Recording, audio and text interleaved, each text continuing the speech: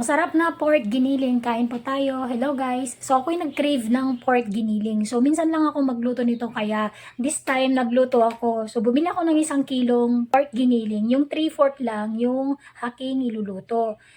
So una, sinangkutsa ko na muna yung pork, tapos nung lumabas na yung kanyang taba, nilagyan ko ng bawang at saka sibuyas. So yun na lang din yung panggisa ko.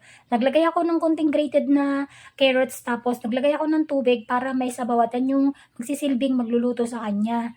Ang pampalasang nilagay ko dyan ay tomato paste. So yan yung ginagamit ko kapag ka magluluto ng mga may sauce na ulam guys. So nung kumulo na, sunod nilagay ko na yung aking carrots at saka patatas. So, yan yung sahog ko na mga gulay.